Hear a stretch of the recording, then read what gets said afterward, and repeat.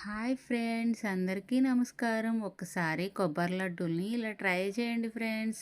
నేనైతే విజయదశమి రోజు కొట్టిన కొబ్బరికాయలతో ఇలా లడ్డూలు చేసుకున్నాను. ముందుగా చిన్న చిన్న ముక్కలు కట్ చేసి మిక్సీలో వేసుకుని మిక్సీ పట్టుకుంటే ఇలా కొబ్బరి తురుమై ముందుగా స్టవ్ అంటించి బాండీ పెట్టి ఒక స్పూన్ నెయ్యి వేసి మిక్సీ పట్టుకున్న కొబ్బరి వేసి బాగా కలిపిన తర్వాత మీ స్వీటుకి సరిపడా బెల్లం వేసుకుని దానిలో బెల్లం కరిగిన తర్వాత ఇలాచీ పౌడర్ వేసి బాగా 10 మినిట్స్ కలిపిన తర్వాత కొబ్బరి లడ్డూలాగా చేసుకుంటే సరిపోతుంది. స్క్వేర్ షేప్లో చేసుకున్నా బాగుంటుంది ఫ్రెండ్స్. మీరైతే ఏం చేస్తారు ఇలా కొబ్బరి చిప్పల్ని? నేనైతే కొబ్బరి పచ్చడి కానీ లేదంటే కొబ్బరి లడ్డూలు చేస్తాను ఫ్రెండ్స్.